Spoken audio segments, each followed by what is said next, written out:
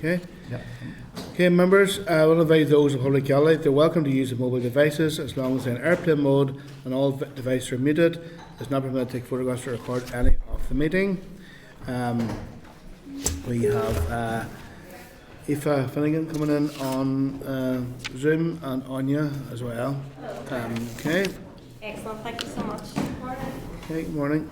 So, members, item 1, there's no other further apologies, is there? No. I know some members are late due to traffic issues. Members like to remind you of the responsibility to declare any interest in any of the items in discussion today. If any members have any items, you can declare them. Okay. Chairperson business. Members will have heard of the road traffic accident on Tuesday involving a minibus with Catholic students from the Greenmount campus on board. I'd like to echo the Minister's words of thanks to emergency services and thank him for the Department's offer of support to those involved. Lastly, and most importantly, we wish all involved a speedy recovery. They remain in our thoughts and our prayers. Members, you'll be aware that the Grace Parade for distribution of veterinary medicines from Britain to here ends on the 31st of December. Minister Muir addressed questions in the Chamber on Tuesday and the House of Lords NI Scrutiny Committee heard oral evidence on veterinary medicines and the Windsor Framework yesterday. This is of course an area of which the committee takes a keen interest, especially with the new EU rules coming into force on the 1st of January next year. And Fergal McGuinness, the Assembly EU Affairs Manager, has offered to provide a written briefing on the matter. I remind members that it is the role of the Democratic Scrutiny Committee, rather than statutory committees, to examine and consider proposed new EU acts and proposed and published replacement EU acts. Statutory committees will continue to consider EU exit-related issues that fall within the functions of the Department. This might include engagement in policy development and the scrutiny of the implementation of EU acts. Members okay with that? I expect the briefing available for our meeting on the 27th of November. Okay, number 4 on the agenda, minutes of the 6th of November. Draft minutes from our meeting the 6th of November at page 7 of the pack. Members, are you okay with this, or have you any comments for the minutes drafted? Okay, I sign them then whenever. Members, matters arising, refer to page 22 of the pack to correspondence in the Department dated the 7th of November regarding the bovine genetics genotyping scheme regulations NI 2025. Copy was issued to members by email last week. You recall that we requested clarity regarding the Department's intentions regarding the voluntary nature of the scheme and their plans to introduce regulations post-26-27 to make participation mandatory in the future. The Department states it will continue to engage with Sustainable Ruminant Genetics Limited SRG and the Agriculture Policy Stakeholder Group and to consider and co-design future policy measures to include incentivization, conditionality and regulations. Members, okay, content to note? Okay. Yep. Okay, members, moving on now to the agenda item 6, which is a departmental oral evidence session update on the progress of rural policy development. This is a further update to previous briefings we have considered on this matter. Most recently at our meeting on the 3rd of July, we noted the objectives of championing, understanding and supporting rural communities and the Department's engagement with stakeholders in the structure of the co-design process. Referring to the pack at page 27 of the briefing paper, providing the most recent update from the Department, which comes with a number of annexes, which are also in the pack. I want to welcome the following officials to the committee, who will give us a briefing and answer any questions. Jason Foy, Director of Rural Affairs, Claire McAllister, Head of Rural Policy Unit, and Maria Bradley, Head of Strategic Rural Policy Branch. So if you want to just give a briefing there, and then members maybe ask questions after. Okay. Well, thank you, and good morning, Mr. Deputy Chairman. Thank you for the opportunity to present to the committee this morning. I'll provide you with an update on progress on the development of the Department's new rural policy, including the co-design process and next steps. The committee will be aware from the briefing provided by the Department back in June that the Minister had sought support from his executive colleagues to bring forward a new evidence-based rural policy. This follows the UK's exit from the European Union and the closure of the Northern Ireland Rural Development Programme. The Minister committed to developing this new long-term policy through a co-design process. The delivery of successive rural development programmes has been a key element of the Department's rural policy since the 1990s, and the closure of the Rural Development Programme has created an opportunity for the Department to consider the future rural policy in Northern Ireland. This opportunity will enable us to develop a locally focused rural policy which is not centralised from Brussels and which will meet our needs both now and in the future. This new policy also needs to reflect the changed landscape in which rural policy is now operating and recognise the statutory responsibilities both of DAERA but also of other departments.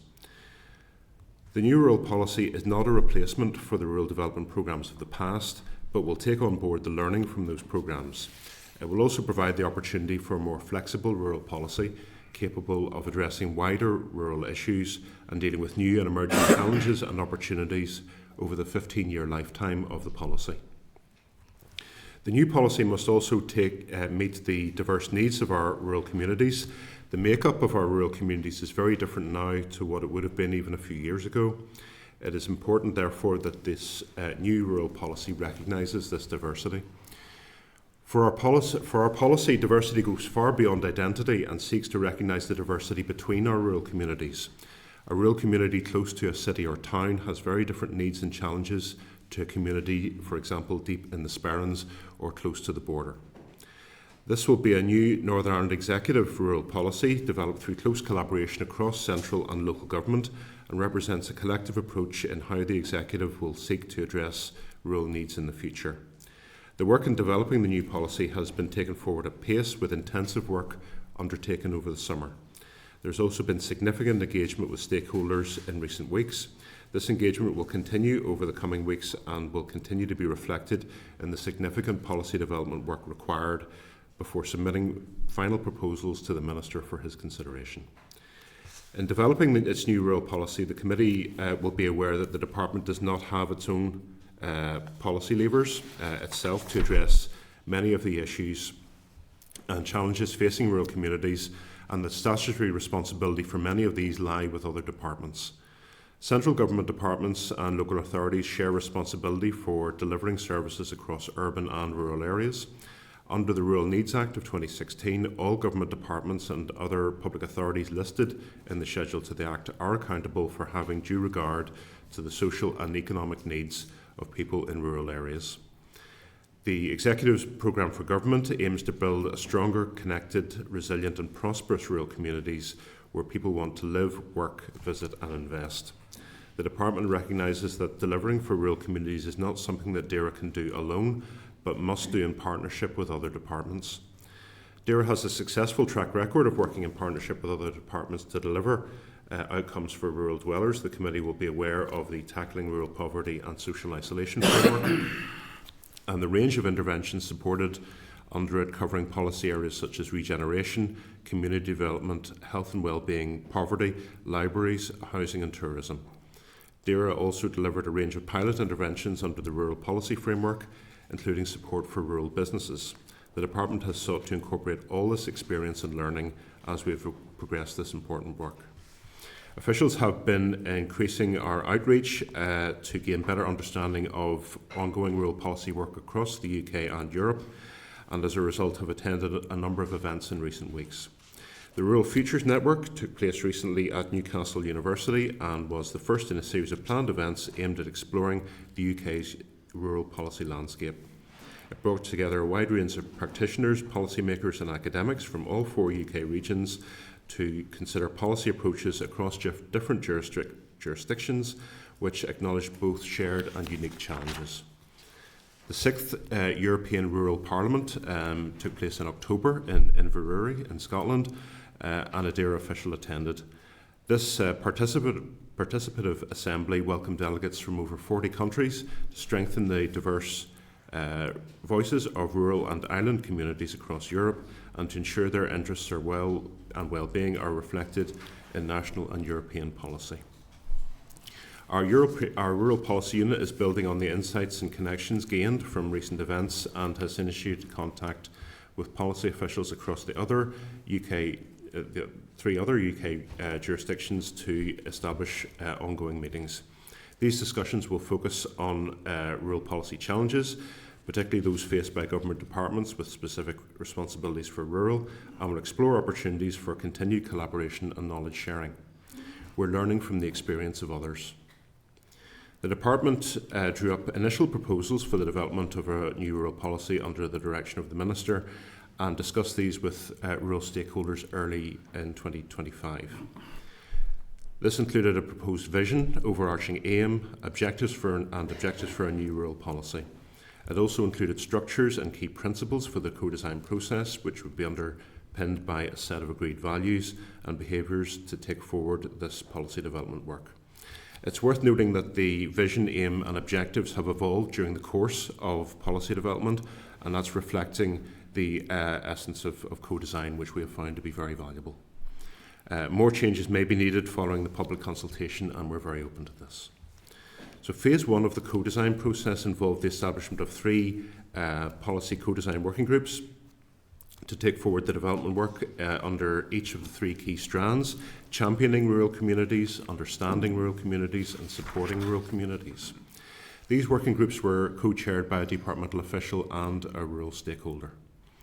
It also involved the establishment of a co-design oversight group to oversee the work of the 3 working groups. The department hosted a number of information sessions between April and July of this year with Northern Ireland Government departments, Solace, representing local government, equality promotion groups and the business sector, including agriculture.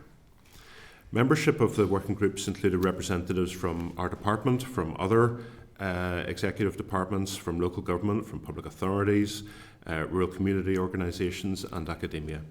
Membership of the working groups reflected the 3 key strands. So, for example, in our Understanding Rural Communities group, we included data experts from NISRA. The Strategic Investment Board facilitated each of the groups and provided an independent record of the discussions. The 3 working groups have worked intensively over the summer and submitted their final reports in September. These reports were endorsed by all of the working group members and shared with the oversight group for their consideration.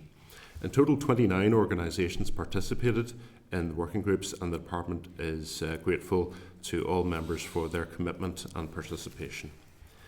The oversight group has considered the reports and provided its views on them. The 3 reports, together with the views of the oversight group, have been subsequently shared with the Minister. The department has found the co-design process to be very rewarding, both in terms of the learning it's provided and in helping to build strong and effective relationships with academia, the voluntary and community sector, central and local government, as well as with rural stakeholders more generally.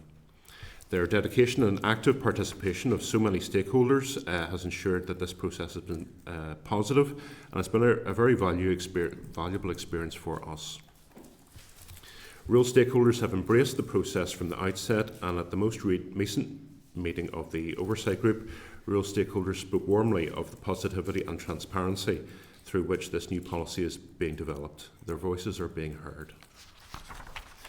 The department now has an emerging set of outline policy proposals which will form the basis of its new rural policy, which for the moment we're entitling Rural NI, our new approach 2026 to 2041. It's important to note that these are co-designed policy proposals and reflect the collective views shared during this phase. They're not owned solely by the department. Whilst these outline policy proposals represent a more cohesive set of proposals, they also demonstrate the interconnectedness between them. It's important to note that none of the 27 proposals initially put forward by the working group have been lost.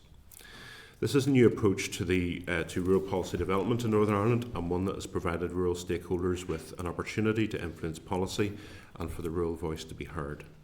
The department held a meeting of the Rural Policy Co-Design Oversight Group on the 4th of November, at which it presented the outline policy proposals, and I'm pleased to report that they were welcomed by members of the group.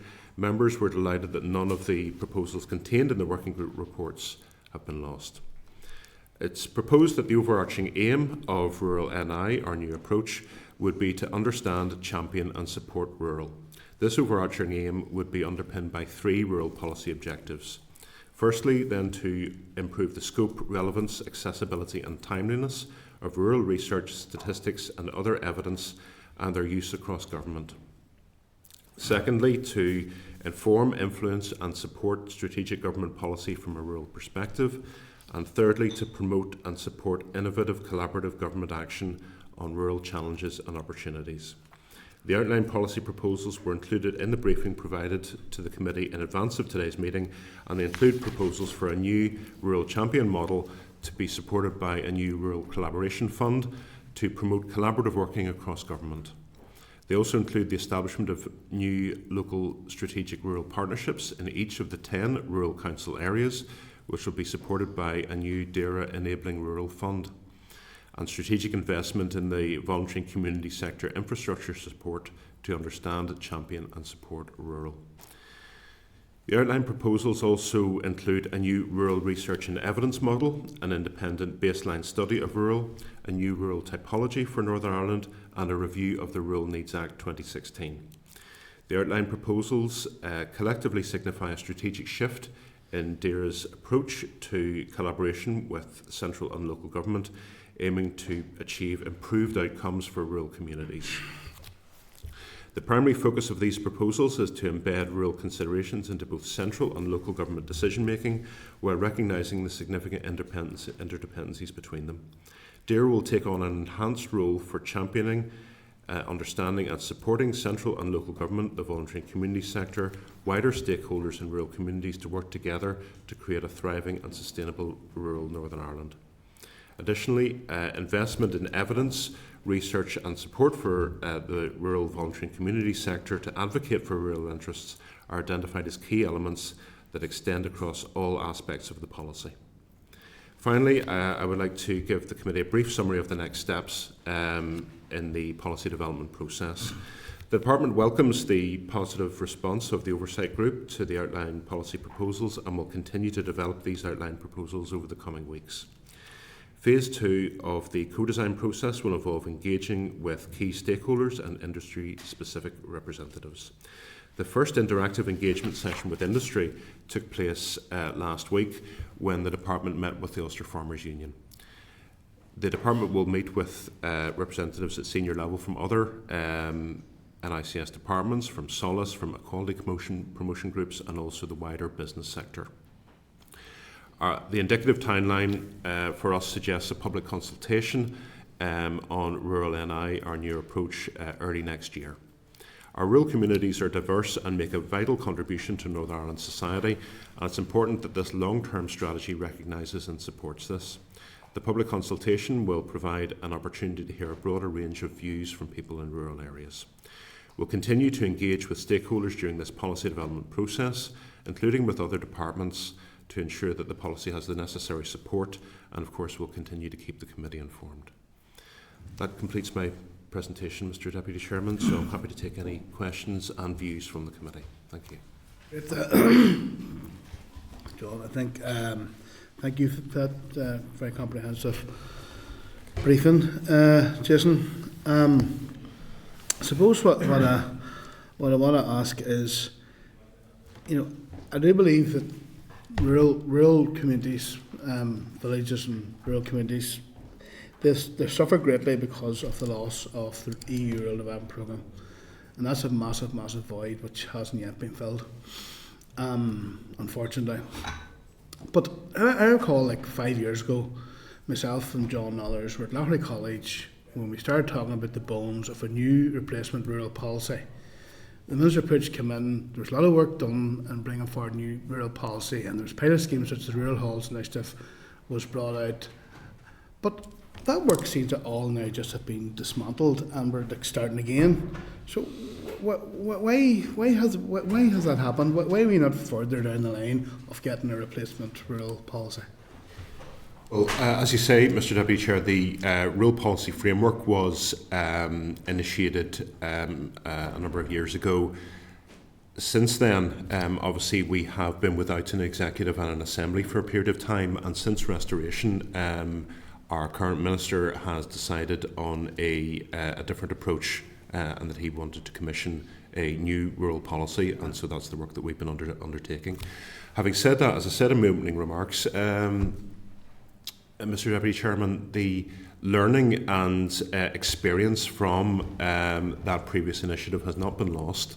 On us, there has been valuable work undertaken, both in its own right in terms of delivering the interventions that did take place, those 11 pilots, and you've mentioned one or two of them, but the learning from that has helped inform the work that we are doing. We're very conscious of the period of time that has elapsed between our exit from the European Union, the closure of the and the expiration of the Rural Development Programme, and where we are now. And we're working intensively to deliver this policy as quickly as we can, and that has necessitated a very ambitious timetable right through the summer, which we have stuck to, and we are, as I say, aiming to have a policy out for public consultation early next year. So we're very keenly aware of the time involved here. Yeah. Again, it's not any personal criticism or anything, but obviously there's a fear. Then, we're still at the point where we're looking at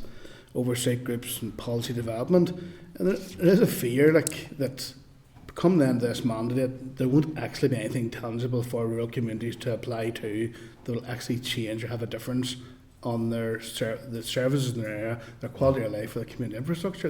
That's the fear. And then obviously the fear of being, you don't get that by the end of the mandate, then you start again and everything's dismantled, and you start again and there's still nothing. Mm-hmm.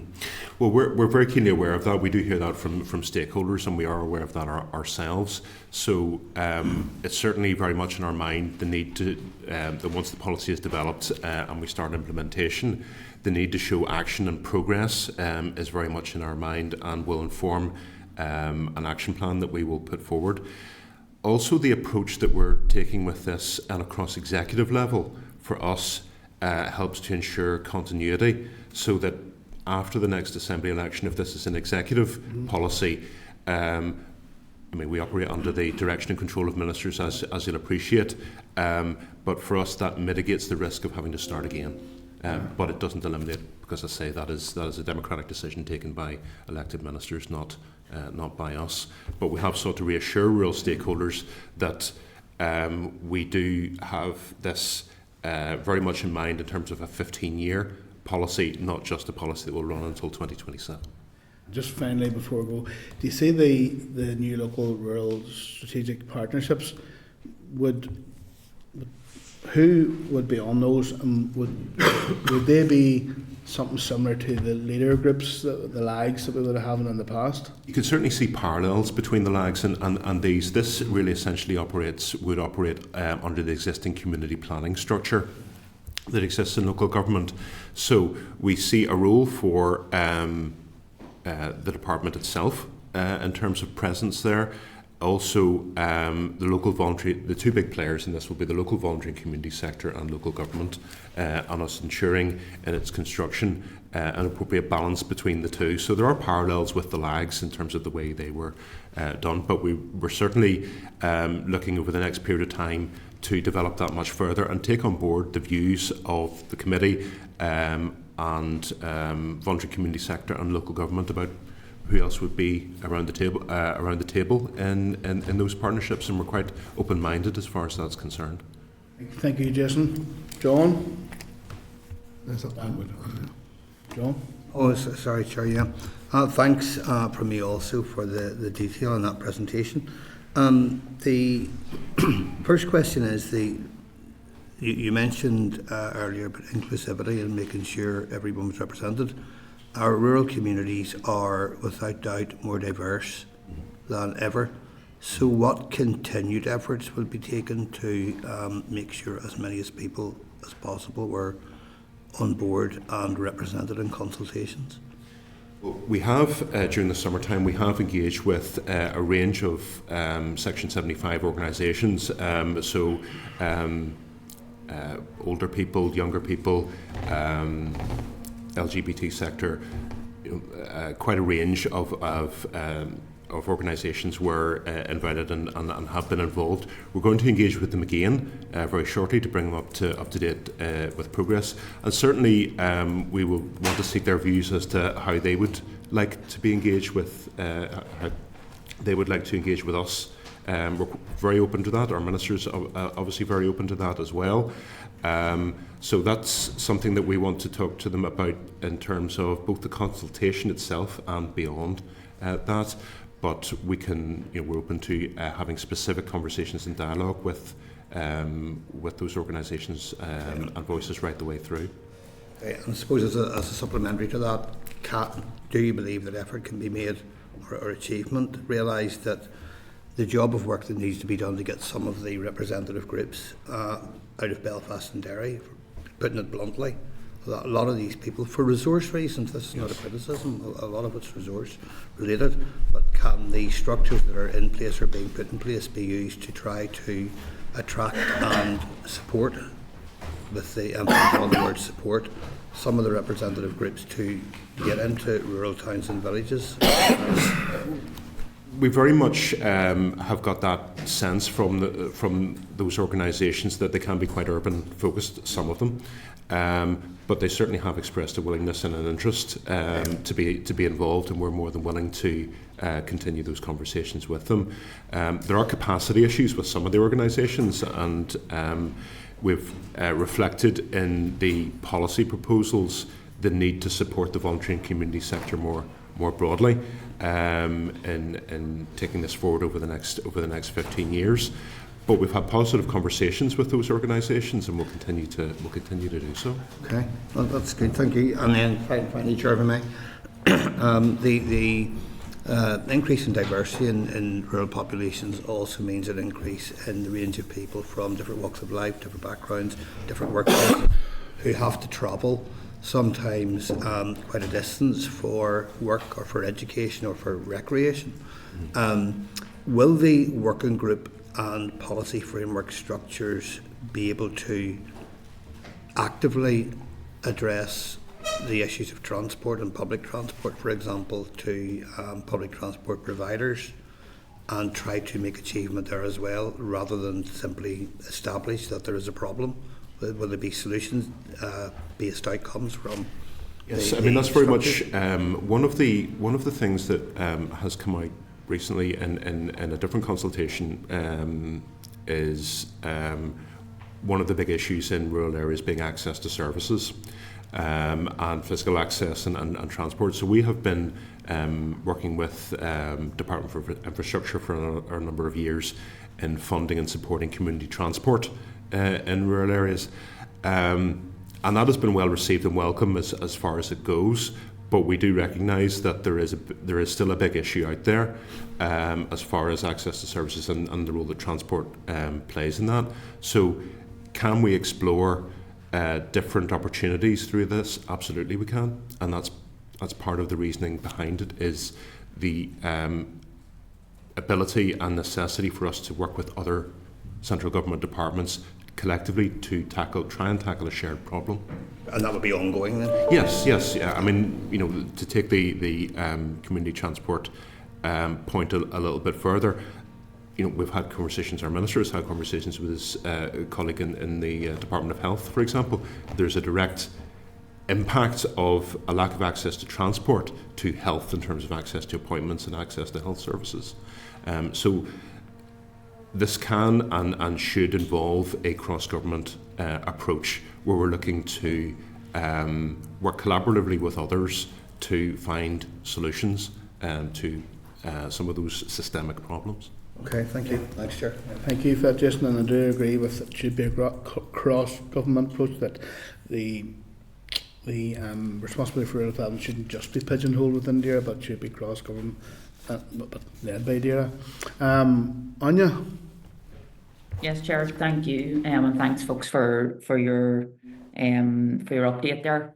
And I suppose, look, I know I've welcomed the review into the policy framework before, and I think, look, we're all aware that there is and was shortcomings, especially from other departments, when taking responsibility for issues that affect rural dwellers within their department, whether it's health, whether it's infrastructure. So I suppose at a strategic level, and the review that you are carrying out is good news, especially with the work and the co-design approach that you are taking with stakeholders as well. However, I suppose Declan's touched on it at the start. I do have serious concerns and I suppose frustrations about the fact that we're back, I suppose, a year and a half, with 18 months left of this mandate, and no money has went out the door at a grassroots level, apart from Tripsy, which, look, I suppose doesn't really touch the sides. from any community group. So look, I'm not going around about it, but I have that frustration. I do get what you're trying to do, and I understand that it's not going to happen overnight. But I just want to put that point on record. I suppose just going forward financially and the draft proposals that you have at the minute, has there been any costings done at all around them? What's the finances possibly going to be like? And then I suppose just supplementary to that, we're now, or it will be going out to consultation fairly soon. When will we see a tangible outcome from that consultation? I suppose to get it to the final stage, ready to go. Thank you, Chair. Well, as far as budget is concerned, we are still developing the proposals, the details sitting underneath the proposals. So we do not have costings as yet. Having said that, we do recognise, and our stakeholders certainly recognise, the need for a budget to support this, and a budget of significant size to be able to deliver some of this. So that will feature in part of the considerations for budget 2026 to 2029. We're looking at initially a number of options in terms of scale and also funding sources. So there are options open to us, and for example, the local growth fund is something we're looking at the moment. As far as the timetable for what happens next, then I'd indicated then that we are looking to commence public consultation early next year. And we aim to be in a position to put the policy, subject to ministerial agreement, to the executive in the autumn, and we want to move quite swiftly after that to implementation. So we're very keenly aware of the sense of drift over the last few years and lack of progress, and we're very aware of that, and we hear that from stakeholders consistently. But we are working at significant pace to try and complete the policy the development work, and we are also recognising that that is just the beginning. There is a lot of action expected, and rightly expected, of us by rural communities, and we'll do our very best to meet that timetable. Okay, Jason, and I suppose you're saying there's a possibility of next autumn, so that's autumn 2026.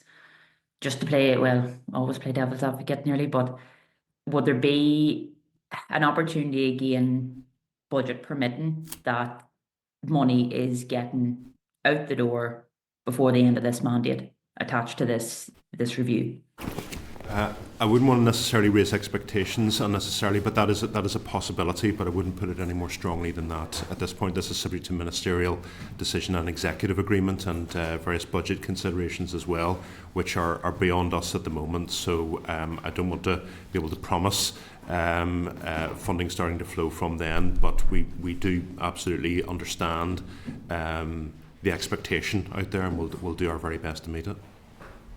Thank you, Jason. Just one final point for myself, Chair. In the papers, and it may have just been one meeting with stakeholders, I seen that DFC wasn't present. And again, obviously, Declan will know as well as other reps, the small settlement scheme that runs through DFC or IDFC, and then the work they have to carry out with DAERA. I know locally in our own district council there was an issue previously with the town boundary, as well as the support, I think, was for communities less than 5,000, and communities falling between two stools between DFC and DAERA. So I suppose, what kind of engagement has DFC had with yourselves to date on some of that stuff, Jason? During the co-design process, this took place over the summertime, and there have been a number of different personnel changes within DFC. Having said that, I have had personal contact with my counterpart repeatedly on rural policy, my counterpart in DFC, and those conversations have been very productive, both in terms of their engagement with this policy around the voluntary community sector and DFC's role more broadly within its portfolio and its remit within rural, but also we are very heavily engaged with DFC on the Shaping Sustainable Places programme, which I think you were referring to. So that has been very positive for us, and we're very keenly aware, and we're working with DFC at the moment on some detail around the Shaping Sustainable Places programme to try and address precisely the issue that you have identified, that we ensure that we don't have a gap between urban settlements and rural, and that we ensure that across the Shaping Sustainable Places programme, either DFC or ourselves or a combination thereof will cover, along with DFI, all of the different types of settlement in Northern Ireland in the programme, and that no one is left out. Brilliant. Thank So you, Jason. we're very Thanks committed to for that. coming in, folks.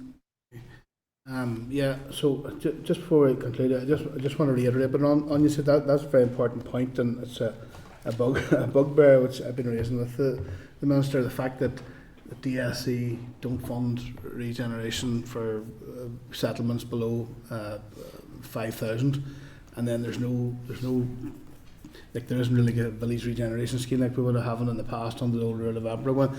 That was a challenge, and also Anya also alluded to the fact that your situation where maybe you have a project for village regeneration, but the actual services is outside the 30-mile-an-hour zone, so that it ruled them ineligible. So there's things like that I think needs to be liaised with across departmental area and things like that out.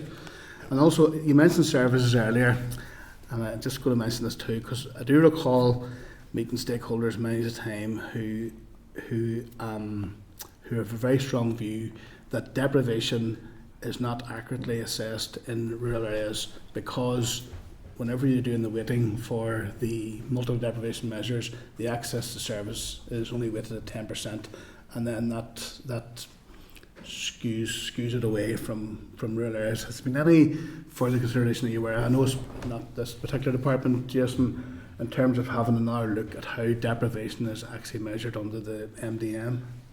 Well, if I could just pick up a couple of points, Mr. Deputy Chairman. The issue of that you mentioned around DFC and regeneration of settlements under 5,000, that's precisely what we're trying to tackle with Shaping Sustainable Places, where our £50 million contribution is specifically for rural, for settlements under 5,000. And we've got a particular eye on ensuring that settlements under 1,000 are not excluded either. And that's essentially an instance of us working across government departments and collaborating with DFC and DFI to tackle a shared problem that can make a difference both in urban and rural, but our focus is very much on rural. That is a reflection of the ethos of the proposal that we're developing at the moment. As far as our understanding of deprivation in rural areas, we hear the same from stakeholders, and we do absolutely take the point. And that is something that we have a lot of ambition around through our Understanding Rural Communities workstream, where we are seeking to recognise and have a much greater understanding across government the fact that rural is not a monolith. Quite often the comparative work that is done is just between urban in totality and rural in totality, and does not reflect the fact that there are pockets of deprivation within rural communities that when you scale up to a DEA level or a council level get lost. So we have been exploring and taking on board some learning from academics in Queen's University, for example, who have been doing some work in this area on being able to have a much more granular understanding of deprivation in rural areas that we can use, and we'll be discussing that with colleagues in NISRA shortly, in terms of how we can harness the use of that data at a much more detailed level to drive much more intelligent and much more informed policy making across government, that there isn't just this urban category and rural category, that we have a much more sophisticated understanding of rural, and that we can actually embed that in the thinking of policymakers across government. Great. Well, everyone, thanks very much for that very comprehensive briefing and for answering all of our questions, and we'll look forward to seeing you up here again, no doubt. In the No, we're more than happy to engage with the committee again, and we'll be in touch. The good news, will hand back now to the chair. Thank you so much, and thanks to the Deputy Chair for standing in for me. I'm sorry I missed the start of it. I do have a few questions, but I'll track them through to you myself, just from my perspective of being a spokesperson in my party, rather than because I don't think it's fair having missed the briefing that you guys gave, because you might well have covered some of the issues and concerns that I have. But thank you so much for your attendance today. Okay, thank you. All right, members. Okay. All right, guys, we're now on agenda item 7. That is the oral briefing from the Ulster Beekeepers Association, at DAERA, that is the Bee Inspectorate, and the potential impact of Asian hornets on local hives. So members, I refer you to the pack starting at page 458 for correspondence dated the 20th of January. We considered previously from the Ulster Beekeepers Association, outlining its concerns regarding the demise of the DAERA Bee Inspector services. As you're aware, we have closely been following the developing situation regarding the recent sighting of Asian hornets and the significant threats they pose to honeybees and the native invertebrates, and considered an update on developments from the department at last week's meeting. This is therefore a very timely opportunity to hear from the association. So I'm now going to welcome Mrs.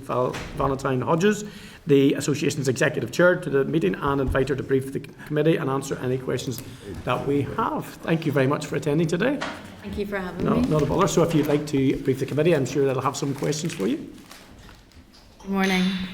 Mr. Chairman and members of the committee, as the Executive Chair of the Ulster Beekeepers Association, I'm grateful for your invitation to give evidence to the committee on the serious threats facing beekeeping in Northern Ireland. Over the next few minutes, I will give you more detail on the challenges facing beekeeping, the role of the government on responding to them, and going forward what needs to be done if we are to secure the future of apiculture and protect our agricultural and horticultural industries from invasive species. I will also update the committee on the continuing lack of progress restoring our vital bee inspection service. Asian hornets. I appreciate the committee's interest in beekeeping has been triggered by the recent disturbing appearance of Asian hornets in Dundonald and the subsequent destruction of a viable nest of these dangerous apex predators. For those of you who are less familiar with this invasive species, it first appeared in Europe. I've got a few of these if you'd like to see them. It first appeared in Europe some 20 or more years ago with the arrival of a single mated queen in France. The French government at that time took no immediate action to eradicate the threat. As a result, direct consequences, Asian hornets are now well established across France, Spain, Portugal and beyond. Subsequent actions by these countries have proven unable to reverse the spread of Asian hornets. As these hornets predate honeybees and other native pollinators, their establishment has had a serious detrimental effect on apiculture and the knock-on effect on their agriculture and horticulture. In France, many beekeepers have given up beekeeping, and several deaths have been reported relating to the Asian hornet stings. Despite the existence of the weighty Northern Ireland Rapid Response Contingency Plan for the Asian hornet, the Ulster Beekeepers Association has been pressing the Northern Ireland Government for some time to prepare for any appearance of the Asian hornet and to be ready to aggressively respond to any sightings. I am happy to report that during 2025, both DAERA and the Northern Ireland Environment Agency have been meeting regularly with the Ulster beekeepers and post the Cork sighting have fully prepared for almost the inevitable appearance in Northern Ireland. And I would like to register the UBKA's appreciation of the prompt, effective action that the NIEA took in October. Immediately, a confirmed sighting of an Asian hornet was reported in Dundonald. Action by the NIEA quickly confirmed that an Asian hornet nest had been established in the immediate area, and this was soon located and destroyed. While we still wait final confirmation that the destroyed nest was not at the stage of releasing new queens, this prompt and decisive action may well have prevented Asian hornets from getting a firm footing in Northern Ireland. We are grateful to the NIEA for keeping the UBKA fully briefed on developments as they unfolded.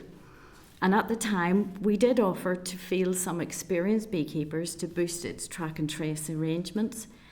In the event, the nest was quickly detected and our assistance was not required.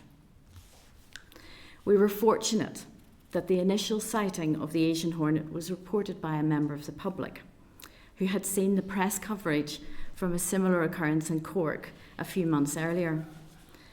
But the fact that a mated Asian hornet queen had been able to settle here and produce a nest of some thousands of hornets undetected until that point highlights the importance of developing an effective public awareness campaign to alert the public to the importance of being vigilant and reporting any sightings immediately.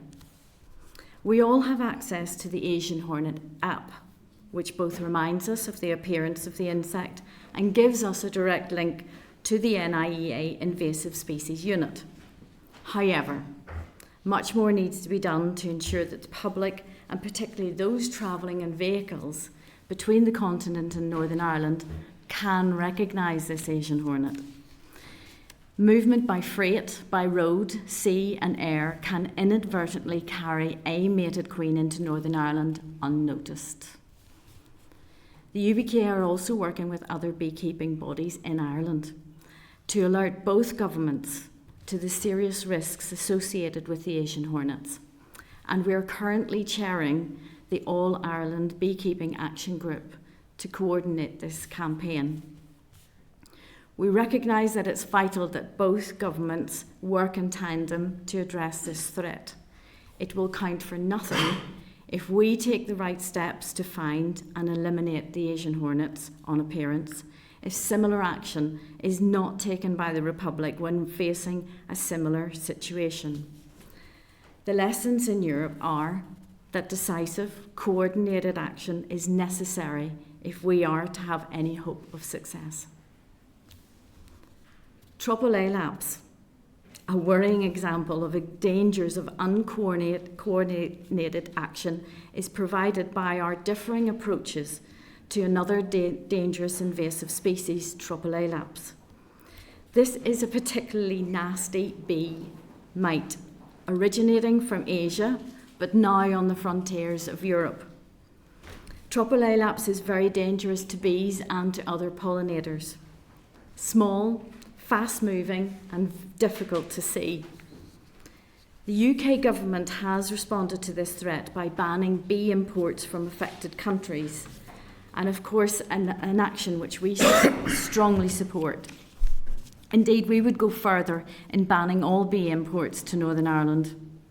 However, in the Republic of Ireland, no bans exist, despite the Dáil having spent some 3 years considering banning bee imports.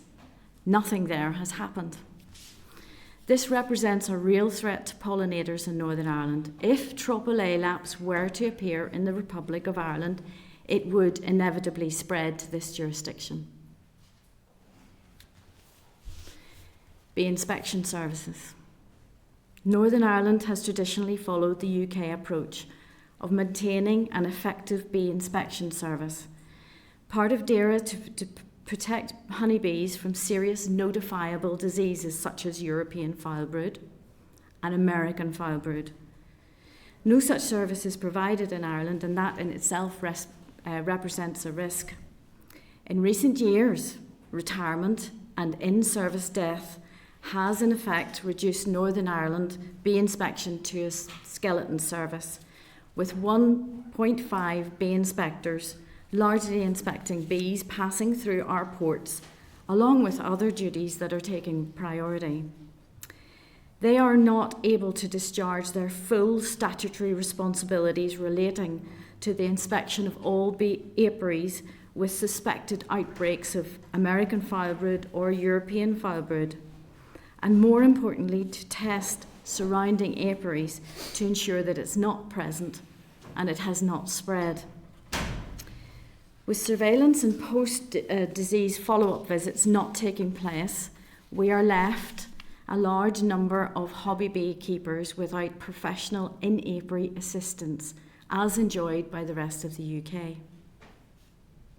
The UBKA has been writing to DAERA for some 3 years, highlighting the worsening situation and calling for immediate action to address this reduced capacity. We have met with officials and recently the Minister to press urgent action, all to no avail. In fairness, DAERA officials are committed to recruiting more inspectors and training 4 or 5 of them to be bee inspectors. However, the complexities of civil service recruitment system has frustrated their efforts, with higher priority pressures diverting new recruits to other areas. 3 years on, we are no nearer to filling the gap, with no assurances that the next round of recruitment will deliver a different outcome. We'd call on the Minister to afford the recruitment of bee inspectors a high departmental priority and to keep the committee updated on his progress on a monthly basis until the service is back to strength. As is apparent from this presentation, there are real and serious risks facing beekeeping in Northern Ireland. The UBKA is committed to working with the government and to playing our part in addressing these risks. However, the Minister and DAERA must seize the initiative in preparing to tackle them before they appear. The recent Asian hornet appearance evidence benefits of advanced preparation, but much more needs to be done. In conclusion, the Minister and DAERA should initiate immediate and continuing public awareness campaign on identifying and reporting Asian hornet sightings. Call a meeting of relevant ministers from the 2 jurisdictions to ensure that a coherent, coordinated approach is taken to the Asian hornet appearances, building some of the work already undertaken by the National Biodiversity Data Group in Ireland. Press the Irish Government to mirror the UK ban on bee imports from countries where AAA lapse has been reported, and press the UK governments to extend the UK ban to cover all bee imports, giving immediate priority to bringing the bee inspection service back to full strength, reporting on this progress to this committee. Finally, in the Guide to Bee Pest Prevention Northern Ireland Regulations in 1945, a copy I have here, it states, if you find your bees are infected with disease, or you think they are, you must at once inform the Ministry or an inspector. When the inspector visits to try and trace where the disease came from and prevent its spread, you must give him the information he asks for. Today, 80 years further on, the ability of a bee inspector to visit is just as important. We are happy to expand on these issues and take committee questions. Thank you very much. Thank you very much, Valentine. That was a brilliant presentation and very prevalent. The timing is, whilst it seems very good, probably would have been better 6 months ago before the unwanted guest arrived, the Asian hornet. So it occurs to me, obviously, so the Asian hornet is very much in front and centre of the news, but as you've said, the existent and permanent risks, for instance, from AAA lapse. AAA lapse. AAA lapse. It took me a long time to learn it. I've written it down phonetically here, so I'll get it wrong. But also the fowl brood, whether it's American or Europeans, obviously always on the register. So who maintains a risk register? Would you be confident that the department have so obviously we know the pressure they've been putting on to have the bee inspector reinstated, but in terms of that risk register for the multiple threats, would you have any confidence that that is monitored adequately? And given the fact that there are challenges to blinking these things coming in, whether it's by air, by sea, across invisible borders, and the mites and stuff. So the assessment of the risk, the management of the risk register. The Asian hornet is being watched by the invasive species, which is the NIEA. That department is a small group, and I know that they are undermanned and they are under pressure because invasive species numbers and different types are being increased, and they're under a great deal of pressure. However, they did respond, seeing what happened in Cork. They did respond very quickly to what was happening in Cork, and we're very much on top of that, so we're very grateful for that. However, the other department, which is DAERA, dealing with other diseases which are in honeybees, I'm not so confident about. Since I've been keeping bees for over 20 years, and we had regular inspections, like you would with any other livestock, to check if your bees were healthy, and and the bee inspector was there to support you if you felt there was a disease, and you could call on them and they helped with the training. Now, I did actually get American fowl brood in 2012 myself, and the bee inspector dealt with that incredibly quickly, and we felt very confident. I actually probably would have not stayed in beekeeping had it not been for that bee inspector, but it was dealt with. The apiary was put on hold. We were taught how to clear the whole situation up. We were taught biosecurity, and it's really important for me going forward that all of our apiaries and all of our beekeepers understand that. So we have actually updated our own education. We do bee health workshops ourselves, and we do bee health advisors workshops. So we're doing as much as we possibly can. We need the government to do more. And in fact, we had last year an American fowl brood outbreak last year, which wasn't even recorded by the department. They couldn't find it, and that worried me. And the fact that the bee inspector's part of the statutory requirement is to also do surveillance on surrounding apiaries within 5 kilometres isn't happening. So I am not confident at the moment that it is there. I appreciate that. And do you see the bee inspector role as being, it would occur to be that the bee inspector role could deal with all of those in the round rather than spread across maybe different directorates that report into DAERA? It seems to be under the contingency plan that is out there. It's on the website. You can see it yourself. It talks about the bee inspectors taking a front role of that. That's not going to happen. Yes. And it's the NIEA who took control of the situation and dealt with it themselves. Now, they did get volunteers to come and help them with it, and we ourselves have actually been over to Jersey to help find out, if you see a hornet, what to do about it.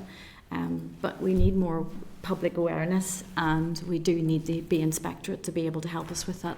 They are an apex predator, and they will predate on honeybees. It's an easy meal for them. But they will also take other pollinators, and I can't find the video, but there is a video of an Asian hornet actually taking a butterfly apart.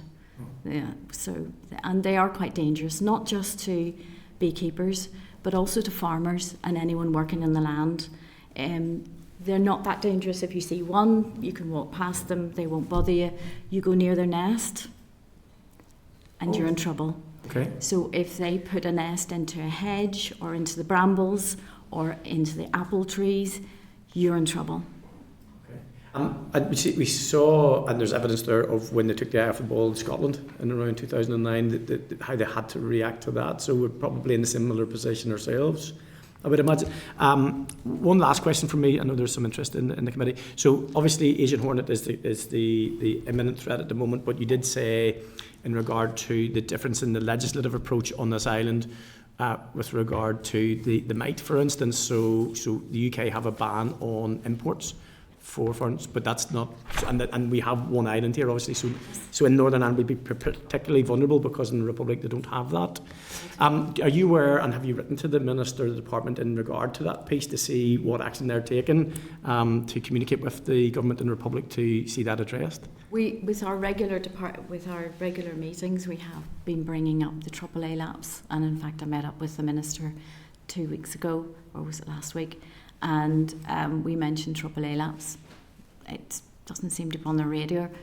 We're doing it as a joint with all of the other beekeeping associations. So we're talking to each of our governments, we're asking them to talk to each other, and we're also talking to the other beekeeping associations as well. It's really important that we get this right. If we don't, once AAA lapse gets here, we're not getting rid of it.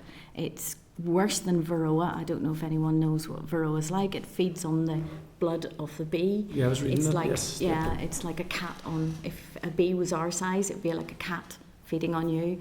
AAA lapse is smaller, but it breeds faster and it breeds quicker.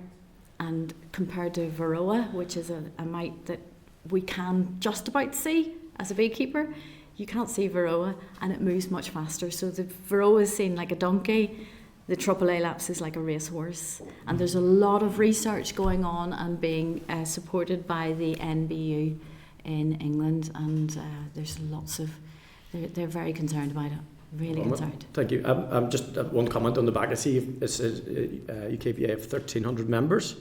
I know in Lagan Valley there's a series of groups who have joined probably over this last few years, but I see huge benefit not just for the production of honey and looking after our own species, but also in tackling some of the other issues in and around loneliness and mental health. So beekeeping has become a real conduit with much wider benefits than just producing honey and stuff. So congratulations on that. So thank you very much for that.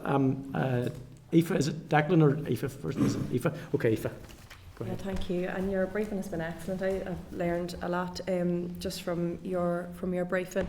Given the growing interest in single source and locally produced honey, do your members receive any form of support from DAERA at present, and what kind of assistance would actually help the sector grow?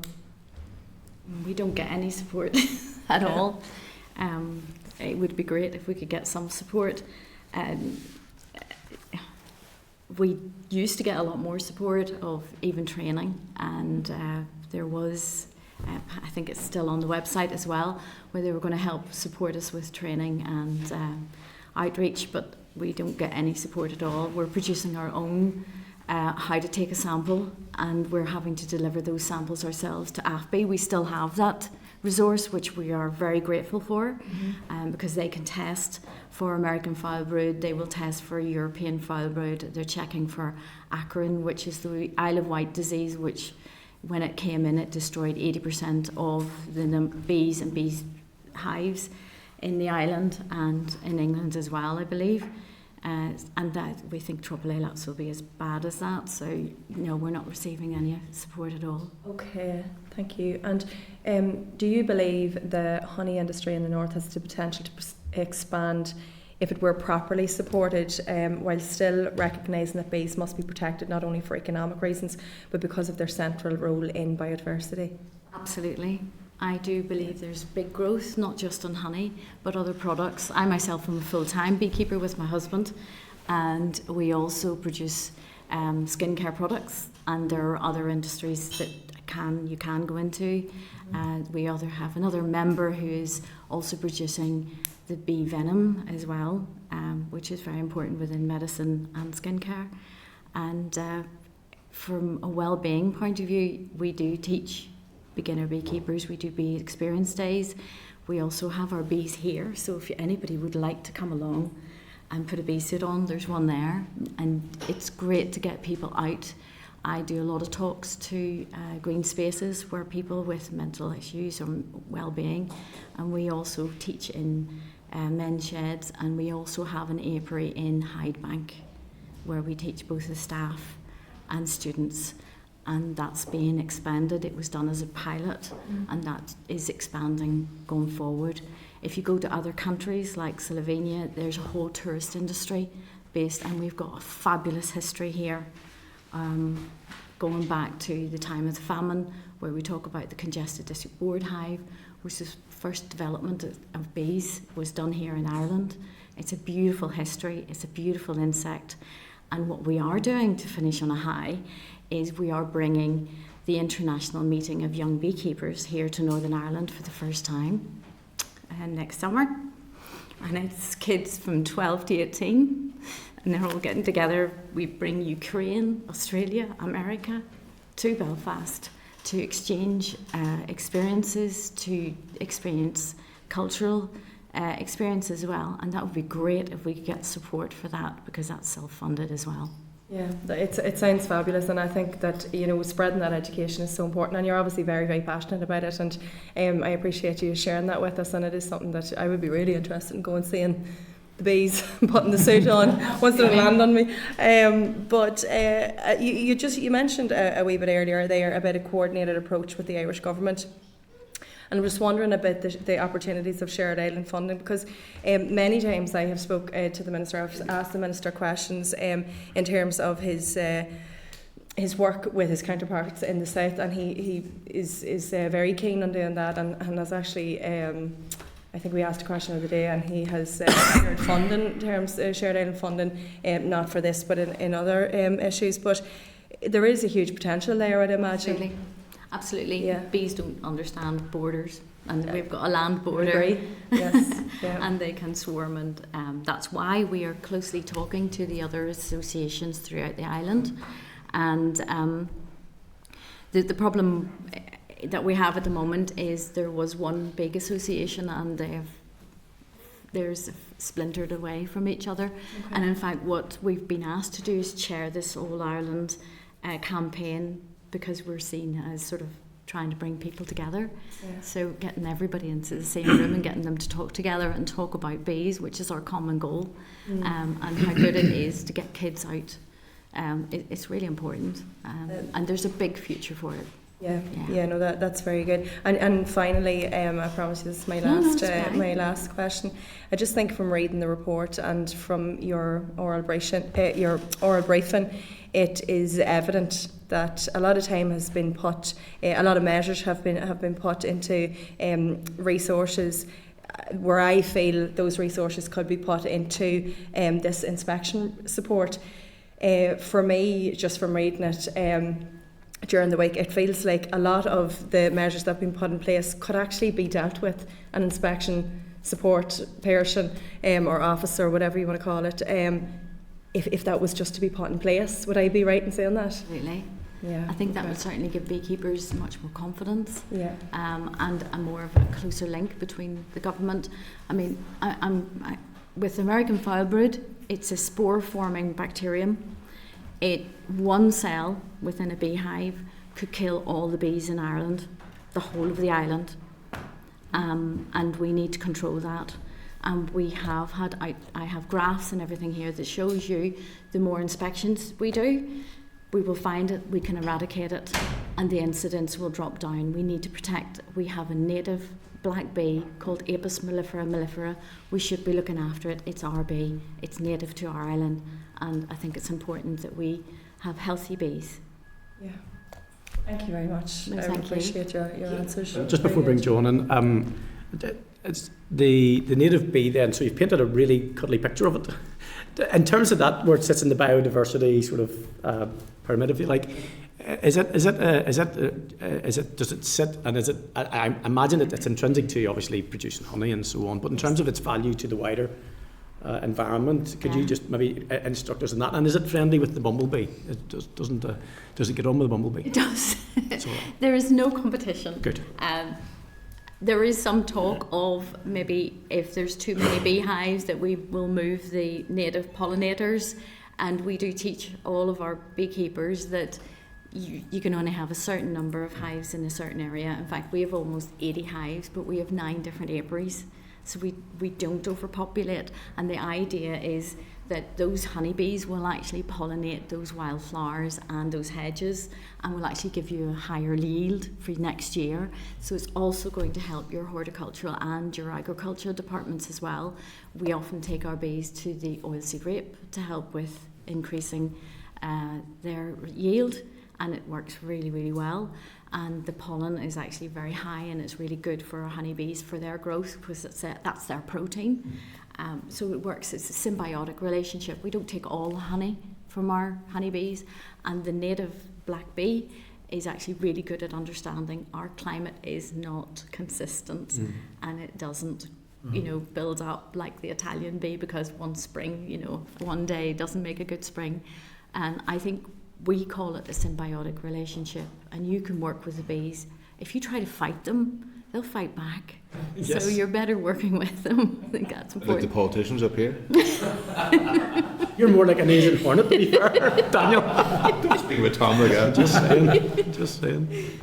The chamber's been a wee bit, it's been full of Asian hornets this last couple of weeks. Suppose. Okay, thank you so much, No Valentine. problem. John? Yeah, Chair, thank you. A couple of very quick questions, but maybe an answer, Valentine, if you don't mind, and thanks for that, by the way. I seem to recall in the previous mandate in the previous committee, there was some concern over the import of Italian bees, is that right, onto the island of Ireland? And some of the risks involved. I remember lobbying and contact around that at the time, The concern is that we'll lose the unique DNA of our own native bee, which is actually being studied and researched throughout the world. It's seen as the original DNA, because we are an island off an island away from Europe. It's also called the Germanic bee. And again, it's because it's so used to our climate and has been here for so long, that yes, we are in danger of losing that DNA. Apologies. Will that risk then still exist if there are imports onto the island of Ireland that are still ongoing, if not specifically directly to Northern Ireland? So that's why you mentioned the collaboration with the government in Dublin as well. Okay, appreciate that. Just to clarify something on the issue of support, did you say there that you do get support from NIEA? There is support from the Northern Ireland Environment Agency? The NIEA have been very supportive in keeping us informed of what's going on. They have got some press going out there on what an Asian hornet looks like, but we need more. We really need to get, and that's a very small team. I think it's undermanned as well, and they have recruitment issues as well. The support that we get from DAERA, for me, is the bigger concern from my point of view, and we need more bee inspectors. Okay. They're going to tell you that, and that you will hear it, that the number of incidents of a European foul brood, there was only 4 found this year, but absence of evidence isn't evidence of absence. So if we're not looking for it, and I can show you the graphs up until 2023, when we had more bee inspectors, the number of inspections that were done and the amount of disease that was found. Now, if you had a case of suspected avian flu, would you just look at one farm, or would you do surveillance around the farms around the area? European foul brood, American foul brood is the same thing. It will spread if we don't deal with it. And where was it found is not necessarily where it came from. Does that make sense? Our work can go. Yeah, absolutely. It's the same with foot and mouth. It's as dangerous as that. If we find American foul brood or European foul brood, we have to destroy that hive. So those bees are gone. That takes me to the final question then. But the department have told you said you met the minister there a week or 2 weeks ago. They are recruiting currently, though. Is that Trying right? to recruit. Okay. And is there a general problem? I mean, you're an expert in the sector, and I quite clearly am not. But do you think there would be a lack of resource there or pool to draw people from? Is it likely to be there are very few likely applicants? And is that part of the recruitment problem rather than the department not trying to do it? I think it's both. Okay. I honestly think it's both. And when they're recruiting, they're not necessarily recruiting people who are experienced in beekeeping. I've been working with my husband for over 20 years. I don't think I'm an expert, and we learn something new every day and every year. And we have over 80 hives that we're working with. If you work with one hive and you're a beginner beekeeper, you want that support probably for the first 2 to 3, if not 5 years. So they're recruiting people who don't necessarily have experience in beekeeping, which I find very worrying as well. think that as an outcome from today with the Chair's agreement and the agreement of colleagues, we will be able to seek clarification from the department on how that is progressing. Thank We you. can't get that clarification. All we're told is that they will recruit inspectors. Okay. Okay. Thank you very much. And William? Thank you, Mr. Chairman, and you're very welcome along. I mean, I live in the orchards of County Armagh. There's a lot of bees in the orchards that use for pollination, so many of us wouldn't know an Asian hornet or have seen one. So is there enough awareness out there in the beekeeping community of what an Asian hornet looks like and the dangers that exist? Is there enough awareness? Within beekeeping, we've certainly been doing our best. We actually have planned to do a webinar for our own members and anyone else who would like to call in. We have got agreement from the head of department of the NIEA who will give a briefing on the Dundonald incident and how it was dealt with, and they will be questioned a lot. We also have experts from Jersey on their experience, and we did last in the springtime have one of the inspectors from the NBU unit, which is the English and Welsh unit, who has experience of dealing with the Asian hornet, and that his experience has actually been very useful. We've been on the phone with him an awful lot and experienced. We went to Jersey ourselves on our own back to work out how you would track and trace a nest, which is the important thing. I think my concern is also that the public get frightened of this Asian hornet to the extent that they'll put traps up and kill everything, like the wasps and other native pollinators, and that's what we don't want. We actually want to be able to track this Asian hornet insect back to its nest, destroy the nest so that it is not destroying the other pollinators that are in the area.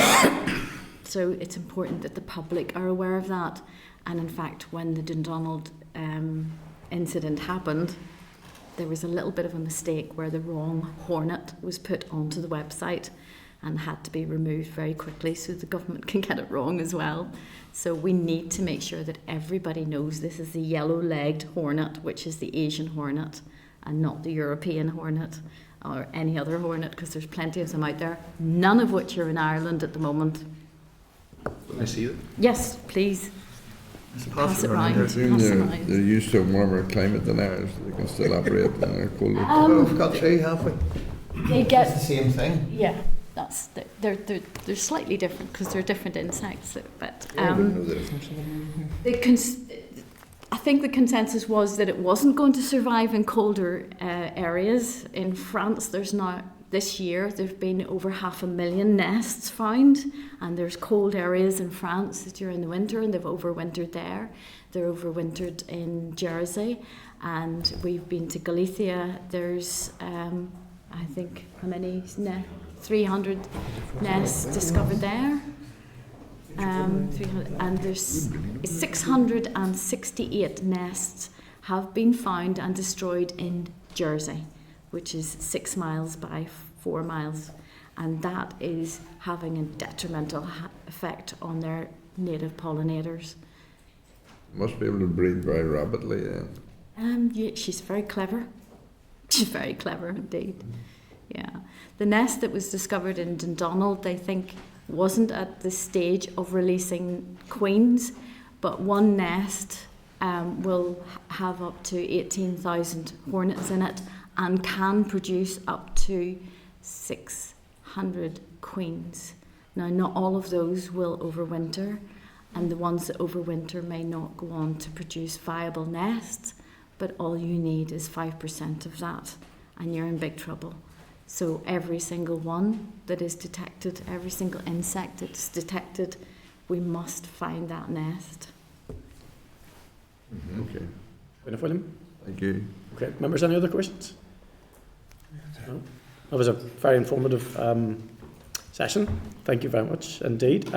So we do have a series of actions that I'm just going to ask the clerk to read out, and so that we're all content as to what we're going to do off the back of this. Clerk?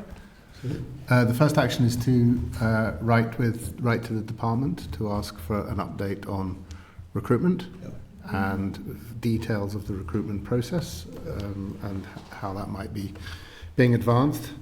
A second action is to write to Dublin, write to the relevant department in Dublin, looking particularly at their work on mites and any proposals to ban the import of bees into that jurisdiction. Would that be the correct? Bees and reading? second-hand equipment, and it's from the area of Ukraine in particular we're concerned about, and the surrounding areas, because what we're finding is Ukraine are now exporting to places like Hungary, and we're importing queens that seem to be coming from Hungary.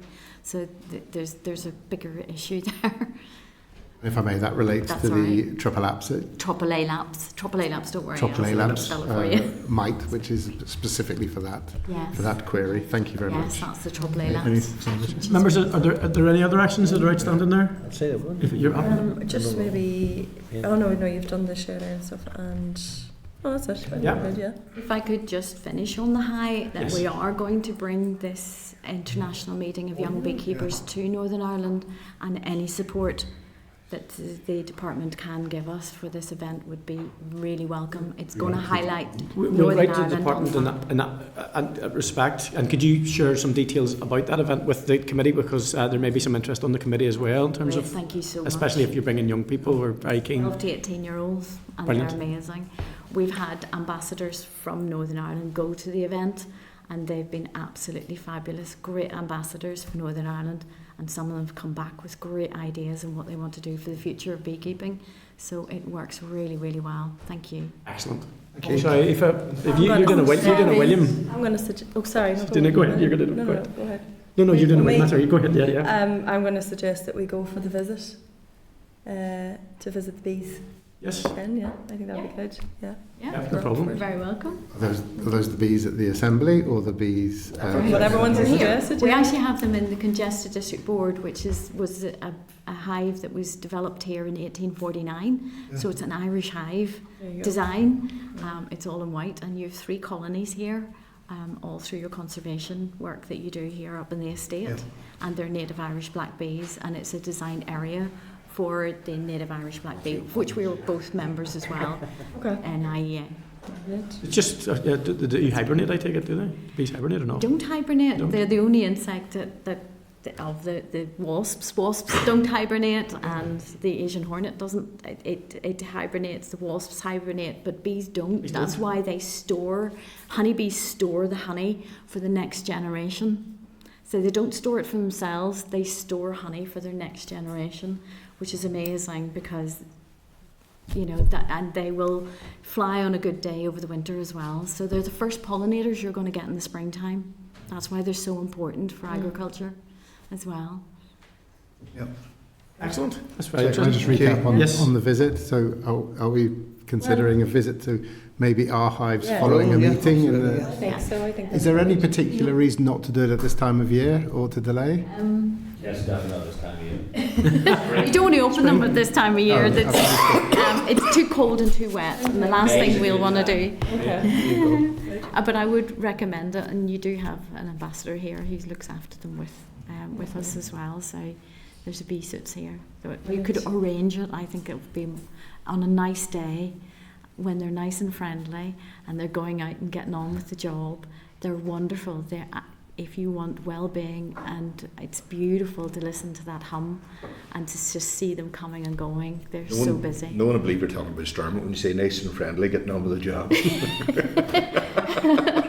Sorry, the one They liners have are out work the day to job. do. I'm going to get stung, I'll tell you that now. Thank you very much. No, you're really very appreciate it. welcome. Thank you. Okay, Okay. Clerk, anything else to update on? No? Consent, correspondence, All right, agenda Thank item you 8. so much. Thank you. All right, troops. I'll have to take these back because I have to keep showing them to people. We do have leaflets and stuff as well. Thank you so much. Okay. Thank you. Okay, members, we're now on agenda item 8, which is correspondence. So I propose to deal with correspondence by exception. There is a correspondence memo for reference at page 466 of the packet. I'm asking if members are content to note the correspondence as presented.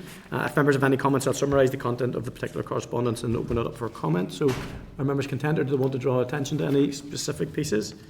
No? Thank you, members. Okay, then we're on to the forward work plan.